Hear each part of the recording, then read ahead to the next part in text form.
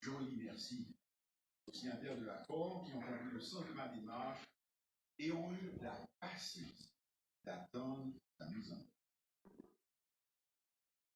Je veux aussi remercier les citoyennes et les citoyens qui ont accepté de servir le pays à mes côtés. Le gouvernement, pendant ces mois derniers, nous avons affronté ensemble les difficultés et nous les avons surmontées avec succès.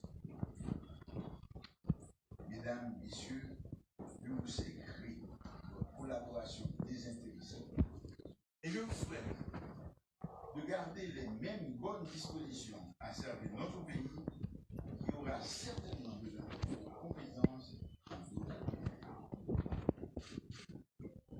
Avec l'installation du nouveau gouvernement, nous abordons une nouvelle étape décisive de la période intérieure.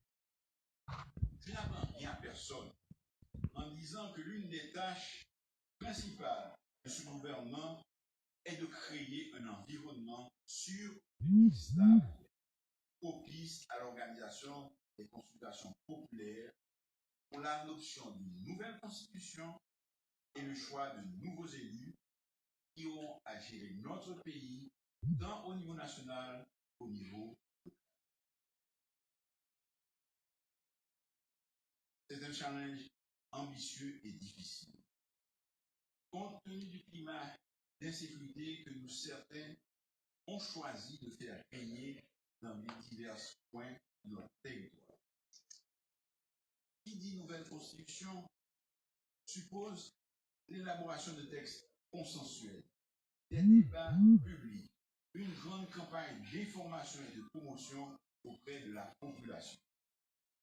Qui dit élection suppose qu'un climat sécuritaire revienne pour permettre aux partis politiques de mener campagne dans toutes les villes, dans tous les quartiers, sans crainte pour leur vie et celle de leurs militants, sans avoir à pactiser avec des membres de gangs et des hors-la-loi.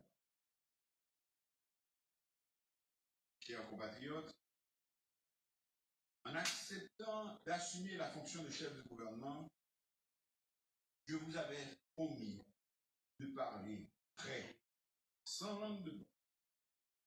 Je crois que le peuple haïtien est assez mûr politiquement et assez mature pour entendre certaines vérités et pour comprendre les choix difficiles que nous devons faire. Je dois dire à vous tous, et particulièrement à celles et ceux qui ont eu le courage de prendre leurs responsabilités de citoyens en acceptant d'entrer au gouvernement à ce moment de notre histoire, notre pays connaît une situation difficile. En disant cela, je ne veux paniquer personne.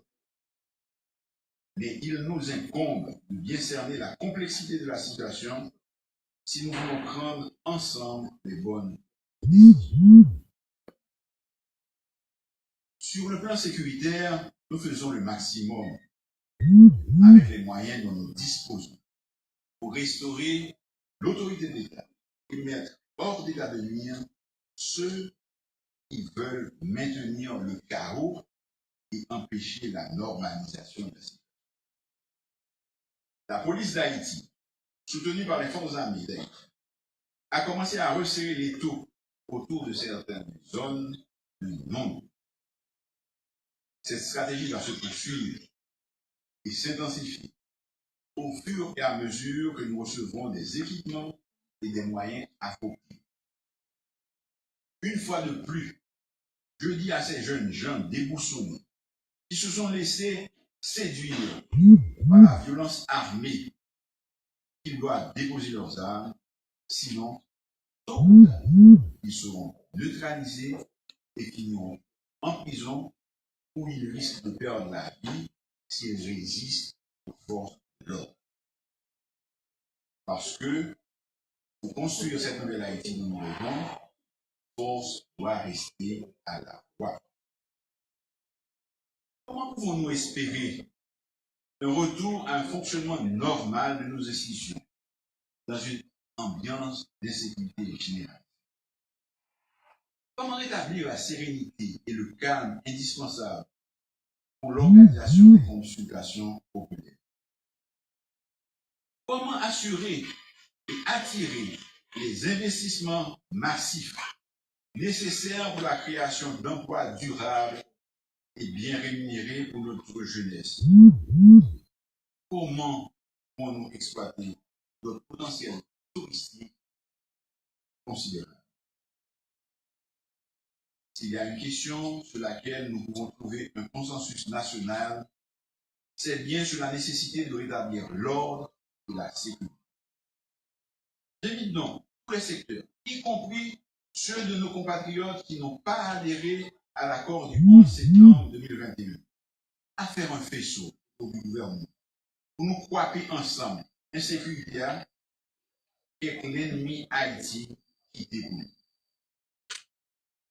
Depuis nous parler de sécurité, de lutte contre corruption, de restauration autorité de l'État, faut que nous parlions tout de système judiciaire noir qui est malade en pire. Et j'ai dit justice là, travail ou gal en pire, travail ou gal difficile. Et même faire confiance va être bon résultat. Parce que il y a un pile bagage qui dépend du résultat de cette justice. Madame est fini le système de justice là. Sans me demander, les justice, suivre instruction mbal, en particulier au dossier président Jovenel Moïse. Peuple attend et mérite justice pour un président qui mourit pendant le président.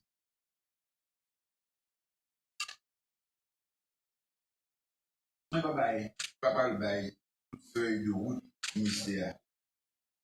Les engagements qui prennent dans quoi? Détention préventive prolongée. Et sous dossier, mon dit, on a prison pour les affaires. Même pas faire un long discours, trop long, mais moi pas capable de parler de questions économiques, à sous-affaires, budget, rachitique l'État. Est-ce que nous connaissons que l'État finit l'année fiscale 2020-2021 approuvé sous jante? Est-ce que nous connaissons sur un budget qui te prévoit 254 milliards de gouttes, c'est seulement 96 milliards de gouttes recettes fiscales rapportées dans la caisse de l'État? Tout reste 97 milliards de gouttes dépensés, c'est l'argent qu'on fait un cadeau ou bien l'argent l'État obligé prêter.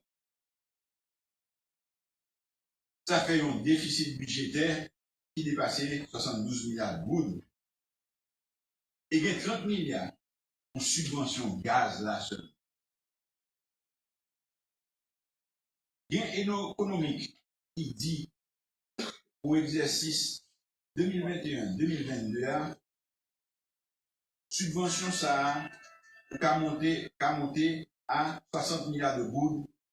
Il y a l'autre qui dit 90 milliards. Est-ce que nous connaissons que chaque fois il y a un monde, n'importe qui, riche ou pauvre, chauffeur taxi, chauffeur tap-tap, chauffeur moto, chauffeur camion, chauffeur transport public, gros industriel, commerçant propriétaire, gros 4x4, chaque fois il a acheté un gallon de gasoline pour 201 gouttes, l'État a perdu 259 gouttes. Les acheté un gallon de diesel pour 169 gouttes, l'État a longé 210 gouttes par yo. Pour un citoyen qui a acheté un gallon de kérosène pour 163 gouttes, l'État a obligé de mettre 195 gouttes pour lui. Ça n'a pas qu'à continuer comme ça. Sinon, nous ne pouvons pas même qu'à commander le gaz. Moi, je veux nous tous connaître à 30 milliards de gouttes la subvention de gaz là, Et nous, nous avons fait là en pile service. Nous avons mis plus de policiers dans la rue, à trouver bon gens sécurité. Nous avons plus blindés. Nous avons employé plus de professeurs de faire l'école pour 500 000 petits monde qui ne pas aller à l'école. Nous avons construit et nous avons continué ici. Malgré pour moi, la question ça, avec nous, avant d'être ensemble à tout le monde pour se dire. Moi, je prends la décision car c'est bon. Moi, je dis, ma bande toute vérité, ma bande vérité à Jean-Yves. Ma bande toute ministre dans le gouvernement, à tout citoyen pays, pour nous commencer à réfléchir sur plus bonne façon pour nous gérer bagaille ça, problème nous, dialogue, à concertation. Besoin de en pile dans tout ça. Population attend service dans l'État. Il est indispensable pour l'État rentrer plus de taxes. Et surtout pour l'État bien dépenser l'argent de taxes. Haïtiennes, Haïtiens,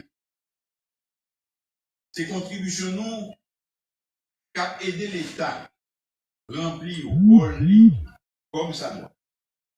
Moi-même, le gouvernement, n'a pris engagement pour nous combattre la corruption et gaspillage dans l'État. Pour faire une gestion rationnelle de 10 ressources nous gagnons. Tout le monde va l'obliger à ressentir. C'est comportement nous, le gouvernement, qui a prouvé le peuple la confiance dans le dirigeant. Je prononcer un autre appel à tout frère action pour nous faire l'union sacrée, pour nous sortir du pays dans la crise de la traversée. Nous ne pouvons pas rentrer dans la chaise musicale sans idée dans tête pays. Ensemble, nous pouvons faire miracle. Division, qui répète, c'est plus bon recette pour un échec politique. Mesdames, Messieurs, chers compatriotes, dès demain, je vais me remettre au travail pour mettre en œuvre les instances prévues dans l'accord. Je veux rassurer les secteurs qui, à cause de l'insécurité, ont hésité à s'engager dans la mise en place du Conseil électoral provisoire, de l'Assemblée nationale constituante et de l'autorité de contrôle et de suivi, et leur dire que nous travaillons à la résolution de ce problème. Nous devons dès à présent commencer à préparer les échéances. L'article 12 de l'accord fixe un ensemble de tâches au gouvernement qui est en fonction aujourd'hui. À ceux qui disent que le menu est trop copieux, je réponds qu'avec la bonne volonté et la participation du plus grand nombre, nous pouvons y arriver. Il est possible d'initier un certain nombre de programmes et de projets qui devront être poursuivis et menés à terme par les prochains élus. Nous y mettons tous, nous réussissons. C'est pour assurer la participation du plus grand nombre que je me suis engagé à prioriser un dialogue permanent et structuré sur toutes les questions d'intérêt national. Dans la nouvelle Haïti, nous devons apprendre à régler nos différends par le dialogue et à construire des consensus suffisants sur les questions essentielles. Le recours à des modes d'expression violents ne constitue pas la meilleure façon d'adresser les problèmes, ni de prendre des décisions dans l'intérêt collectif. Nous avons essayé ces formules depuis plus de 30 ans et nous voyons les résultats. Nous devons changer de paradigme.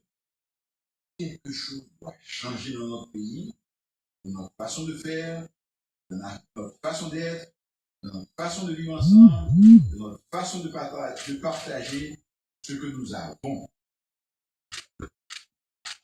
J'ai dit récemment que notre génération a l'opportunité d'assister dans le même temps à l'effondrement de nos institutions et d'être appelés à œuvrer à leur reconstruction.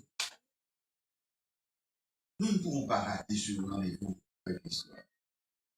Nous devons de nous montrer à la hauteur de cette noble tâche. Nous devons cela à notre jeunesse et à nos descendants. Mesdames, Messieurs les membres du gouvernement, dès que vous aurez pris fonction, nous aurons à mettre les bouchées doubles si nous voulons répondre comme il se doit aux obligations qui sont les nôtres. Vous avez accepté ces responsabilités dans des conditions difficiles. Votre tâche et notre réussite en seront les plus exactes. Je ne peux pas terminer sans attirer l'attention sur la persistance au niveau mondial des conséquences de la COVID-19. Mes amis, COVID existait tout bon gré et il déjà atteint et tué en pile monde sur toute la terre et dans le pays noir.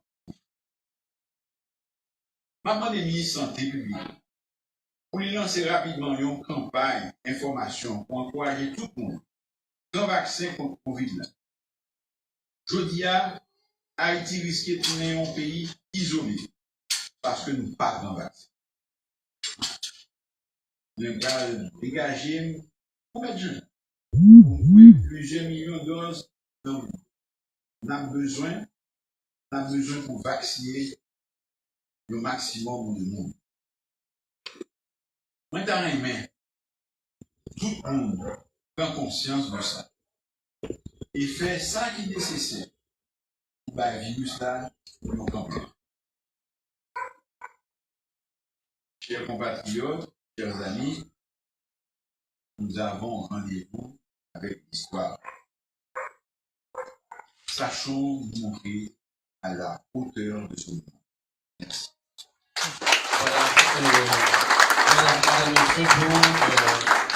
Pour le discours de circonstance du chef du gouvernement.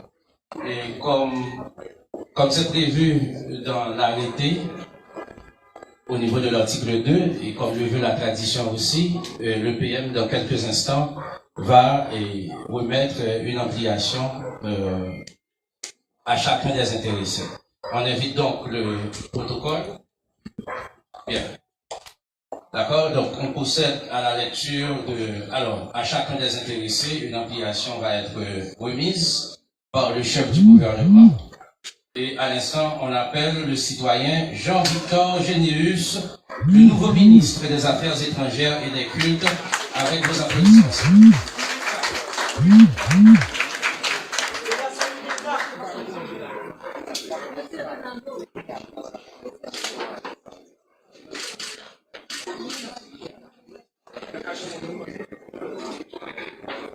Merci. Le citoyen Ricard Pierre est nommé ministre de la planification et de la coopération externe.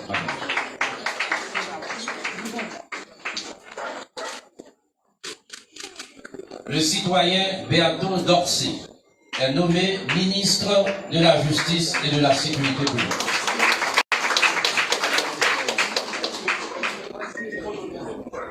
Le citoyen Nesmi Maniga est nommé ministre de l'Éducation nationale et de la formation professionnelle. Le citoyen Alex Larsen est nommé ministre de la Santé publique et de la population.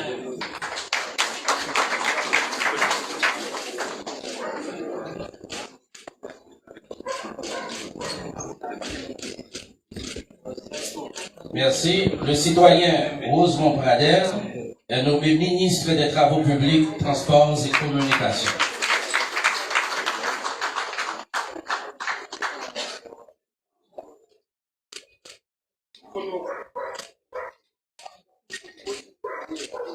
Le citoyen Audney Pierre Rico est nommé ministre des Affaires sociales et du Travail.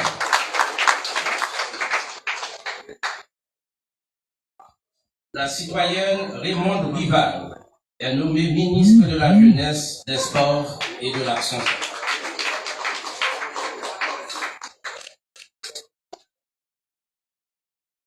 Voilà, Madame, Monsieur, pour les différents membres qui ont donc intégré le gouvernement que dirige le docteur Ariel Henry. Merci, voilà, et qui met fin à cette cérémonie d'investiture du nouveau cabinet ministériel